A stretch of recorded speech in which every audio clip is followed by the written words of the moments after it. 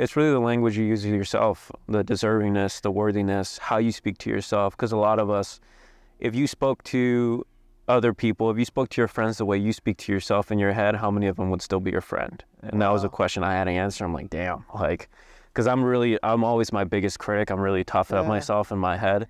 And I used to beat up on myself, and that does not help with identity, right? Like the worthiness though, and the identity too, Ed always talks about it as raising your identity. Like you could be running at a 70-degree identity, right? But a lot of the times when we try to raise our identity, you start doing the non-drinking, you start getting big guests, right? Your dream guests, like, I don't know, you're just doing everything you can at 7 days a week, running and gunning, and you're like, wow, this is awesome. You heat up to like a 90, 95 degree. Well, wherever your thermostat, your internal thermostat is, if it's always set to a 70 degree, it'll cool back that room down. Imagine a thermostat in a house. If it's set to 70 degrees and it gets to 90 degrees in there, it's going to turn on and cool it back down. So unless you raise your internal thermostat of what you think you're worthy of or what you think you deserve, you're not going to get to that point of deserving and worthiness of, you know what, I am worthy enough to attract over $1 million in the perfect way at the right time. I am worthy enough to have one of the #1 podcasts in the world. You know, like, it's that deservingness and worthiness where you start to expect, and this goes into like the psychology of winning, which is a book I'm actually listening to right now too. It's a really good one. But it's, you start to expect the best. You know, why wouldn't you? Anything other than the best, anything other than that, sure, it might not go your way, and then you'll have to deal with it in a better way and learn how to react to that, learn how to learn and grow from it. But why would you expect anything less than the best? I mean, it's because we don't feel worthy. You're like, oh, you know what, like, you know, if you get one of the biggest guests, you're like, oh, I don't want to waste too much of your time. You know, we'll only go 30 minutes, even though I go like an hour and a half. You know, or we just don't feel worthy of it sometimes. Or, you know, even for me, sometimes I have to check myself with my identity. A lot of the biggest entrepreneurs get imposter syndrome, where they're like, I'm hanging out with rooms with like, one day I'm with Gary Vee, the next day I'm with Richard Branson, the next day I'm with like Tim Grover or Drew Brees. They're like different people. I'm like, oh my gosh, like these people are legends, you know? Or I was on a helicopter yesterday. Monday I leave for New York for a whole week to go and do a bunch of TV shows with Jeff. Like those kinds of things I used to look at and be like, oh, that was the dream life, you know? That'd be like, oh, I get to fly around. Like even my first time on a plane, I was like 20 something, like until it was the first time I was on a plane, and I was like, this is the coolest thing ever. Like I remember going to Hawaii for my first trip, my first time on a plane. I went and did video work for free just to go on the trip. And so part of that stuff is starting to feel the worthiness and deservingness, because if you don't raise that internal thermostat, you'll always cool yourself back down to what you think you're worthy of. And then you'll always put yourself into those same results, those same path, the same habits, right? And you'll start to self-sabotage and bring yourself back down. You explained that really elegantly. Let me repeat back to you so the audience has some actuals. So I understand the thermostat thing. Are you saying the best way to raise your internal thermostat is the way you speak to yourself? That's the place to start. The place to start is changing the way you speak to yourself, taking up habits, and expecting the best.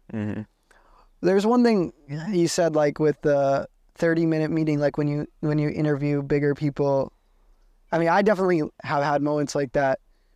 What has helped you with that? Like where when you feel unworthy of someone's time or like, and I know it's bad because you're almost like, it's like in your head, you justify it as like they're on a different level. So like I'm being respectful by like only taking up this much time. But I know it's even bad just from a personal perspective, because you're like manifesting your unworthiness. You're like saying, you're putting yourself down. I'm a 30-minute man. Everyone else he interviews is a 2-hour guy, but I'm a 30-minute man. Is there anything that you've done that's helped you specifically with that? Like, I think my faith grounds me in that one, because no other person, there's not one person in the world, whether it's the homeless guy in the street or the top CEO in the world, no human is different than any other. That is the baseline for all of us. There's no, we have trillions of dollars in this industry, and that go around to different, causes and helps, but you can't remake a human from the ground up. What you could throw all the money at the world in the world right now. You cannot recreate what we are. Yeah.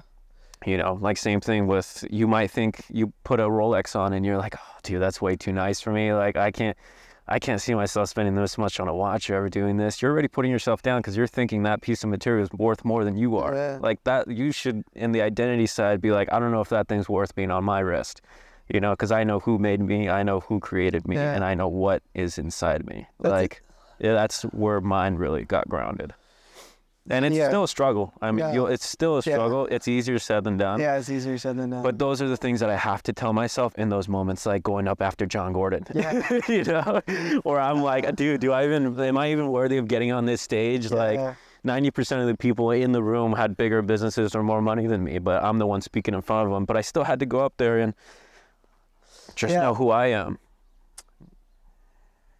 That is very, very valuable to hear. Like I'm just hearing it now and I'm like, wow, that's really good. So I'm excited for the audience. I hope so.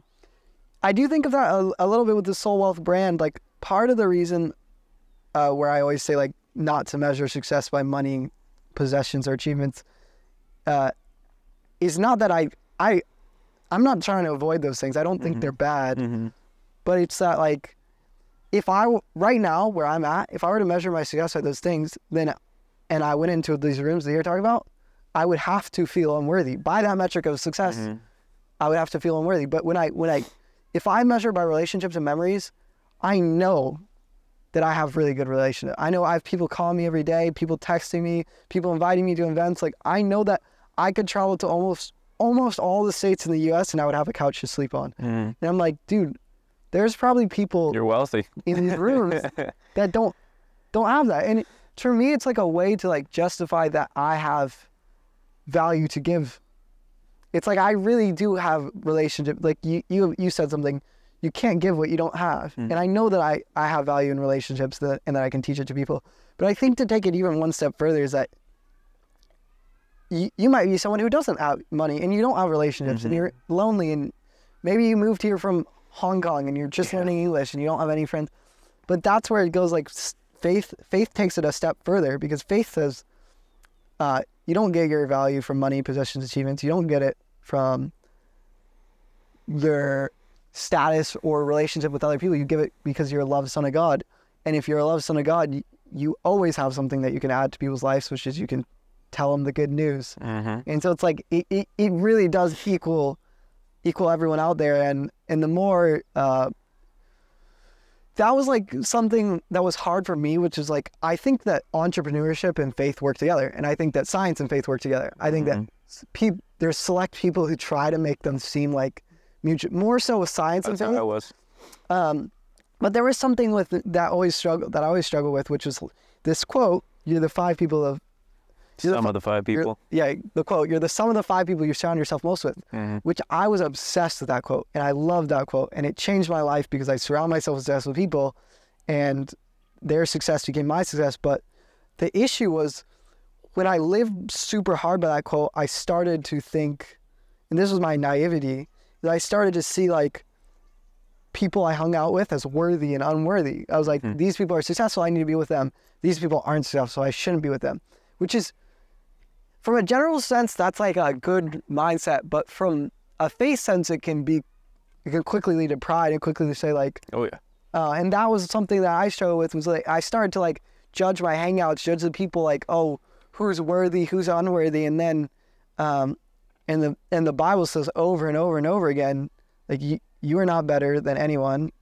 It says, help the homeless, help the poor, spend time. So many heroes of the Bible were broke, poor, being martyred, and it's like, and so that was like another thing for soul wealth, is like, it's not just soul wealth for how I measure success, but it's like looking at other people. I shouldn't be looking at just at those things. And that's like, you had the I think you got it from David Meltzer, which was like the student mentality. Act like you know everything and you'll learn nothing. Act like you know nothing and you'll learn everything.